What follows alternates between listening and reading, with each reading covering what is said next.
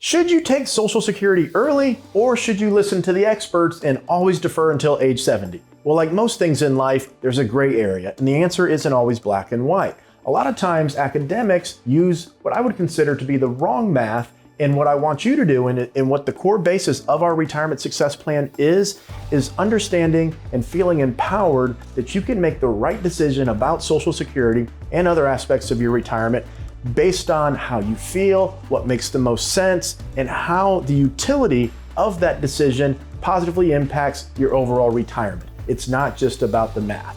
So when you finish this video, you should feel empowered to make good decisions about your retirement without worrying if it's not the mathematically exact correct thing to do, that you'll still be okay and you'll understand why. So we've been talking about this concept for years, but I recently read an article on the Michael Kitces blog, and the author was Derek Tharp. So I want to give credit to him because he was able to succinctly put into words the concepts that we've been telling clients and been telling you on this channel for many, many, many years. Most of you have probably heard that deferring Social Security until age 70 is in your best interest. But for years, for a lot of years, working with thousands of clients, we've learned through those experiences that even mathematically, if it makes sense to defer Social Security, a lot of times you aren't comfortable. It's not the best decision for you because what the academics tend to overlook is the utility of that decision. And what I mean by utility is, how does it make you feel? How satisfied are you from that decision?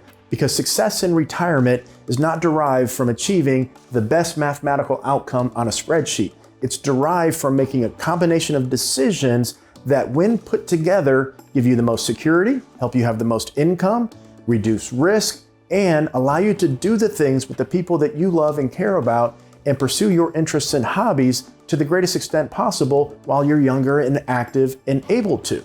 That's utility. So when we look at retirement through that lens, this is why we call it the retirement success plan, because this is how we've planned retirement planning, financial planning for 15 years now here at Oak Harvest Financial Group. So when you look at it through that lens, you'll start to understand that even though it may make sense for you to take Social Security later from a math standpoint, there's a lot of benefits you should consider that come with taking Social Security early. But I also need to point out that there are real benefits, even from a utility standpoint, of deferring Social Security until you're 70 years old. You can even take a multi-election Social Security strategy, meaning one spouse takes it here, one spouse takes it there. The big point I want you to take home is that it should be personalized to your situation, your circumstances, your assets, your health, your longevity, what you're trying to accomplish. And then when you do that, I believe you'll achieve retirement success.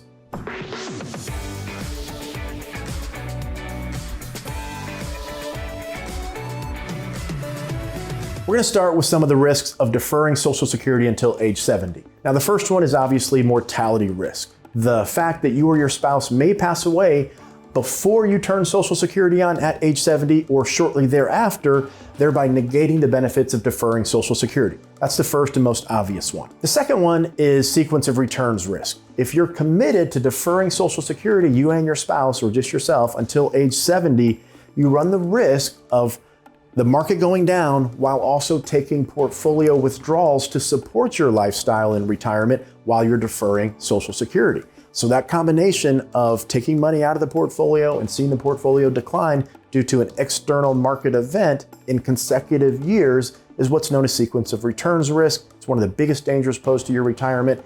And by deferring Social Security till 70, you enhance that danger. You increase the probability, if that happens, of running out of assets before you pass away. The third one is policy risk. So the Social Security code, as it pertains to your full retirement age, delayed retirement credits, even the taxation of your Social Security benefits, all of that is more written in sand than carved in stone. You never know when the tide's going to come in and potentially wash that all away, and then we have some type of new rules that apply to your Social Security. So that policy risk that things may change in the future, that's a big one to consider. And if you're planning on deferring Social Security until age 70, that's a risk you bring into the picture. We already know that the trust fund, if you look at it on a graph, it is literally about to go down, or literally it does go down and exhaust in about 8 or 9 years. What does that mean for you? Well, certain things like means testing could be applied in the future. So if you have high assets or high income, you could be someone who does not receive your full benefit because of the adjustments and changes Congress may make to the tax code. So that's just one proposal that's on the table, the means testing. There are several others. Most importantly, it's a risk that you choose to carry if you defer Social Security until age 70, and you have to decide if that's right for you or not. The fourth one is the opportunity cost. So by choosing to defer Social Security until age 70, you have to pull money out of your portfolio. That does a few things. So there's opportunity costs on the mental side, there's opportunity costs on the financial side. The first and most obvious one is if you left that money in your portfolio and took Social Security, what type of rate of return could you achieve on those funds? Some of that is external, you can't control, it's what the market does, stocks, bonds, etc. Some of that is your risk tolerance. So your risk tolerance and your willingness to invest more heavily in stocks, or if you're more conservative, that plays into this overall decision of when it may make sense for you to take Social Security. But the opportunity cost can be emotional as well. So again, for years, one of the reasons we've encouraged people to take Social Security early is as we get to know them and as we get to understand who they are, we can see that it may create anxiety to pull money out of the portfolio. They may be spending less than they otherwise could because they're afraid, this is all I have, this is all I'll ever have. I'd rather not spend it than actually enjoy my retirement. So in that particular case, when we turn on Social Security at maybe 64, 65, or 63, or 67, instead of 70, it creates a stream of reliable income that can offset the portfolio withdrawals. And what we found over the years is it helps people spend a little bit more comfortably in retirement. So think about this opportunity cost, not just on what return, or not just through the lens of what return can you make on your assets if they stayed in your portfolio, but how does it impact you emotionally? How does it make you feel?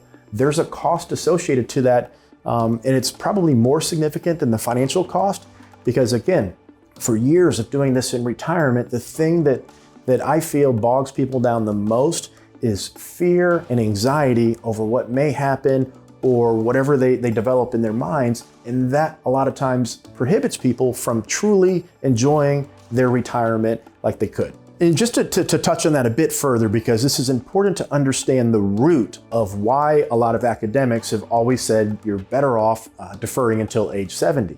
And it's because in the financial world, there's something called a discount rate. And the discount rate is what we use to determine the value of a dollar today versus a dollar in the future. So for most academics, they assume Social Security to be a risk-free guaranteed lifetime income stream. When you have zero risk, you use a zero discount rate because there's no risk premium to be associated when you're calculating the value of those dollars in present value terms. All that simply means is that a dollar in the future, if you use a 0% discount rate, is just as valuable as a dollar today. But there's many other theories, and most of these come from people who actually work with people in retirement that want to assign a higher discount rate, which just simply means that a dollar today is more valuable than a dollar in the future, because as real practitioners in the real world working with real people, we see these things like opportunity cost and clients that pass away and clients that get sick. These are costs that we believe, I believe, I can't speak for everyone, need to be considered when making this decision about when to take Social Security. The fifth one that we're going to talk about here is behavioral risk. And I touched on this a bit earlier, but one of the greatest feelings I have as a retirement planner is when someone comes to us and the first year or so, even though we put together their own customized retirement success plan, we have the income plan, the risk is set appropriately for their willingness, the tax plan, the healthcare, the estate. Once all that's buttoned down, they come in for their 6-month review and they're still not spending as much as they otherwise could or as much as we planned for. And it's because there's still some emotional, there's something underlying going on from an emotional standpoint. Usually after year 1, year 1.5, year 2, people start to feel a bit more comfortable and they see the plan working as it originally was intended, and then they get more comfortable spending. Whole point being here is, from my experience, there are several different behaviors in retirement that could be impacted, or behaviors that you take as a result of fear and anxiety that can be alleviated by simply taking Social Security sooner. So the behavioral risk, I just want to touch on that a bit more because it is a category in and of itself here, and it's something that you need to take into consideration when making this decision. Now, there are benefits to deferring your Social Security until age 70, but as always, we want to make this decision with visibility into how it's impacting today and in the future. The first big benefit, of course, is you have a much larger retirement income, assuming everything plays out the way the current Social Security system is laid out. So once you hit full retirement age, which is 67, your benefit will increase 8% a year. And in between 62 and 67, it increases slightly under 8%. It's a different percentage leading up till your full retirement age. But that's a pretty significant difference. And if you have longevity, if you have maybe not as many retirement account assets, that big guaranteed lifetime income stream that is inflation protected, you get a cost of living adjustment on that higher Social Security amount, that can be a huge benefit to your peace of mind and security, and it can help later in life. So there absolutely is a benefit from deferring. It's going to depend on your personal circumstances. The second benefit to deferring Social Security until age 70 is the tax flexibility. So if you don't take Social Security now, you defer it later, then you can choose, where do you take income from? If you take it from your non-retirement accounts, that leaves you basically in a 0% income tax bracket, or very, very close to it. That allows you to do strategic Roth conversions with your retirement accounts and move that money to a tax-free environment. And you can target the 12%, 22%, whatever makes sense when you analyze the situation, or preferably have someone who's done this before analyze it, and create an incremental Roth conversion plan until you turn Social Security on. And that has massive benefits potentially for your retirement, because depending how much of your IRA you convert to tax-free, your income for the rest of your life could potentially be extremely tax-free, meaning all those Roth distributions will be tax-free. And if the tax code holds up the way it is now or similar to it, all of your Social Security benefits would likely be tax-free as well. So I highly recommend that you get a Social Security tax analysis and understand how that Roth conversion strategy could impact you, not just today in the taxes that you'd pay, but in the future in regards to your tax implications. The third benefit to deferring your Social Security kind of piggybacks off that last one, but I want you to understand that if you follow the Roth conversion strategy and you create large Roth accounts, small IRAs, and you have Social Security benefits deferred until age 70, you could have very, very large sums of income later in life and not pay taxes on any of it. How that could benefit you on the policy side is if they end up implementing a means testing for Social Security benefits in order to preserve the trust fund, you would virtually be in the 0% tax bracket, maybe 10% or so, and you wouldn't be impacted. So just as there's a potential negative policy risk to deferring Social Security until age 70, there's also potentially a positive policy risk that could impact you at age 70, or at least you wouldn't be impacted by. So understand that by doing the deferred Social Security strategy along with the tax strategy in your earlier years could put you into a situation to where you're not impacted by any changes to Social Security and potentially being very, very, very low tax rate later in life. That's typically going to be best for someone who has accumulated a significant amount of money in retirement account assets. So 700,000, $1 million, $2 million, $3 million, somewhere in that range. It just depends on how much you spend, the other factors that impact your retirement. And of course, you need to look at it and do the analysis. A couple other benefits real quick of deferring Social Security until age 70 is that one, if you do withdraw from the IRA earlier to fill that gap, you're likely to have smaller required minimum distributions later in life, as opposed to if you had turned Social Security on early and deferred those retirement accounts. So again, that can have domino effects throughout the rest of your retirement. And then of course, it's always nice to have those Roth assets if you're going to do the Roth conversion strategy by deferring and defer Social Security later as backup assets, and also to pass them on to your kids or grandkids if that's important to you. Because those assets, once they get passed on, they can grow for another 10 years tax-free, and then your kids do have to distribute them. But it's typically going to be better than passing on a tax-infested retirement account, and then your kids, when they have to take it out, they take it out, and they have to pay taxes at whatever rate those are in the future, and potentially see 40, 50, 60% of the IRA just go directly to the government. So again, there are benefits to deferring Social Security until 70. The larger guaranteed income, which is inflation protected, the tax flexibility of being able to do Roth conversions now, more space in the tax brackets, and of course the legacy benefits, the smaller RMDs later in life. So there are benefits. Typically deferring until 70 is going to be more advantageous for two groups of people. Those that have very, very large retirement accounts that need to do tax planning more so than are worried about running out of money. And then those on the opposite end of the spectrum that have longevity and are expected to live a long time, but don't have as many retirement assets. So that secure, guaranteed lifetime income that's inflation protected from Social Security by deferring until age 70 can create a very comfortable retirement.